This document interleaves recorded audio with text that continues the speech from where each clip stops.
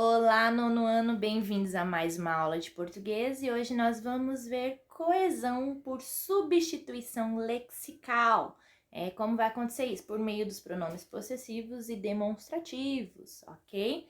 Essa página que você está vendo aí é do seu livro de atividades, a página 35. Então, você pode abrir lá para poder me acompanhar aqui durante a aula, tá bom? Essa é o último conteúdo antes da nossa prova bimestral, então preste atenção, vai cair na prova, tá bom? Mas é bem fácil e tenho certeza que você não vai ter dificuldade de aprender, porque é bem facinho. O que é a coesão? Coesão é a conexão, ok? Entre frases e palavras, para que o conjunto disso aí tudo, de frases e palavras, realmente se torne um texto que tenha sentido para quem está lendo, né? Então, quando você vê uma tubulação, você pega vários canos assim e que coloca nele conexões, né? Aquele cotovelo, T, né? Coisas para ligar. Então, essa coesão é a conexão que liga uma palavra, uma frase, e aí vai virar aquele emaranhado e tecer virar um texto, ok? Um texto com sentido. Essa é a coesão.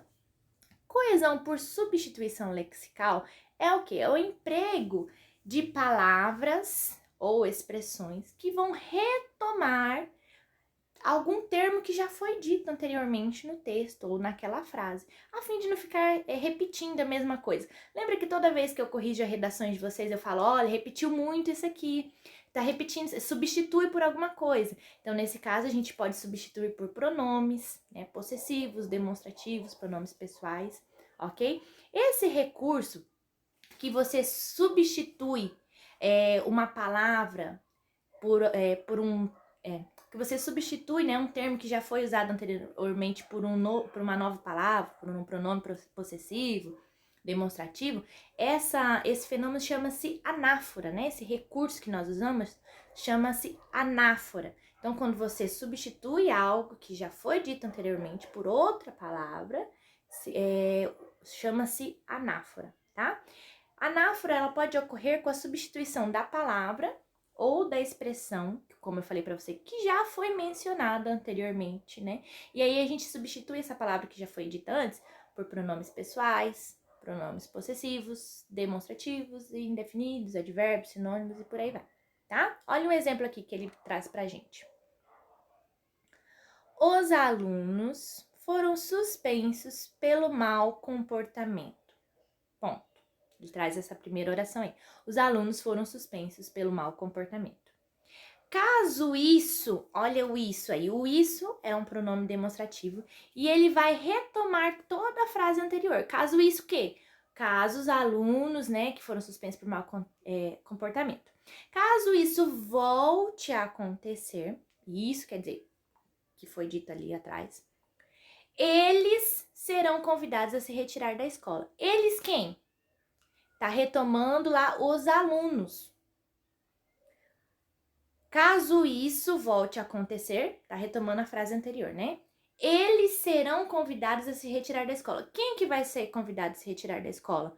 Os alunos. Então, ele usa isso a fim de não ficar repetindo a mesma coisa. Senão, ele ia ficar, ó, os alunos foram suspensos pelo mau comportamento. Caso os alunos tenham mau comportamento, sejam suspensos novamente. Os alunos serão convidados a se retirar da escola. Viu? A gente usou 3 alunos aí. Então, a gente substitui para não ficar repetindo a mesma coisa, não ficar aquele texto chato, repetitivo. Lembra? Não pode ficar repetindo a mesma coisa. Então, a gente substitui, tá? Ele traz aqui alguns pronomes possessivos que a gente usa nessa substituição lexical aí. Os pronomes possessivos, por exemplo, que tem primeira, segunda, terceira pessoa, né? Do singular, primeira, segunda, terceira pessoa do plural. Quais são eles? Meu, minha, meu, minhas, teu, tua, seu, sua, seus e por aí vai. Nossa, vossa, seu, né? A gente só precisa ter cuidado, porque os pronomes possessivos seu, sua, seus e suas, dependendo da forma que ele for empregado, ele pode causar um duplo sentido, que nós chamamos de ambiguidade, né? Quando tem um duplo sentido a frase. Por exemplo, a mãe não autorizou que o filho dirigisse o seu carro. Ficou com duplo sentido, por quê? De quem que é o carro, minha senhora? O carro é da mãe? O carro é do filho? A gente não sabe, ficou ambíguo. Isso que a gente fala que é a ambiguidade. Ficou ambíguo, a gente não sabe. Então a gente precisa reformular essa frase a fim de tirar essa ambiguidade. Como poderia ficar? A mãe não autorizou que o filho dirigisse o carro dela. Se fosse o carro dele, né? A mãe não autorizou que o filho dirigisse o carro dele. Entendeu? Aí foi retirada a ambiguidade. Então a gente tem que ter cuidado para quando usar esses pronomes não ficar uma frase ambígua. Aqui na próxima página ele vai trazer os outros pronomes que nós usamos nessa substituição lexical a fim de dar uma coesão, né, ao texto. Pronomes demonstrativos. Nós temos o este, o esta, né? O deste, neste, aquele. Quando nós usamos o essa é quando o objeto, por exemplo, né? A máscara. Quando o objeto está perto de quem está falando, perto do falante, nós usamos esta. Por exemplo, esta máscara é rosa. Por quê? A máscara está perto de quem está falando. Se a máscara estivesse longe de quem está falando e perto de você, por exemplo, que está longe de mim, perto de você aí e longe do falante, ela seria essa. Olha, essa máscara aí que está com você é rosa. Entendeu? Então, esta perto de quem fala, essa longe de quem fala. E aí tem aquele, quando nós usamos aquele, né? O aquele é algo que está ainda mais longe. É mais longe do que, não está o esta aqui perto de mim, o essa perto de você e aquele ainda mais distante, ok? E aí também tem o isto, isso, em relação ao texto. Quando eu já falei sobre aquilo, quando eu estou retomando a ideia, nós usamos isso. Por exemplo, a professora passou um dever de casa. Isso foi falado na última aula. Isso, eu retomei o assunto que eu havia falado, ok, de passar a atividade de casa. E aí o isto no texto é quando ainda não foi falado anteriormente, quando ainda vai ser anunciado, como se a gente estivesse anunciando, né? Isto que dá você não fazer tarefa. Dá o quê? Menos um ponto para quem não fez tarefa. Mentira. Não, mas não dá legal, né? E, por exemplo, nós temos aqui também no tempo. Por exemplo, o neste, este, esta, tudo é a mesma coisa. Quando nós usamos este, neste ou esta, nós indicamos um tempo atual, um tempo presente. Neste mês de junho, nós teremos provas bimestrais. E aí, quando nós usamos, né, esse, nesse, essa, em relação ao tempo, é algo que já passou, né, algo do passado ou algo do futuro. Por exemplo, olha o exemplo que ele deu aqui. Aproveite para sair sexta-feira, pois a previsão é de chuva para esse fim de semana. Já estamos no fim de semana? Não, ainda vai chegar. Está no tempo futuro. Esse fim de semana, ok? Temos aqui também, para terminar, o aquele, aquela, né? Quando eu falei para você, o aquele, aquela, aquilo, daquele, naquele, em relação a espaço é porque está bem longe, né? Quando é referente ao texto, isso aqui é importante, que tem até umas atividades com esse tema aí, é importante você saber. Curitiba e Florianópolis são cidades do sul do Brasil. Esta é a capital de Santa Catarina.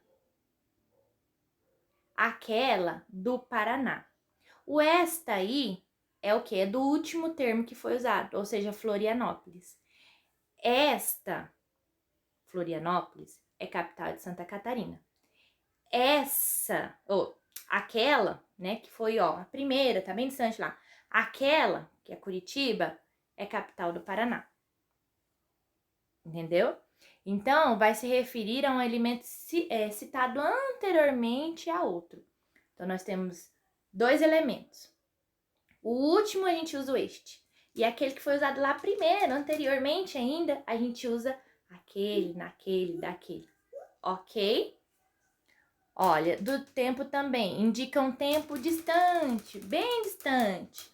Olha, ou tão distante passado ou tão distante para o futuro. Então, quando eu era criança, sempre visitava meus avós. Nunca me esqueço daquele tempo. Porque faz muito tempo, então, daquele lá atrás. Ok? Então, esses são os pronomes que a gente usa, tá? Para essa substituição lexical. Como eu disse, a anáfora, ela vai retomar um termo que já foi falado antes, ok? Então, vai trazer essa substituição a fim de retomar algo que já foi falado.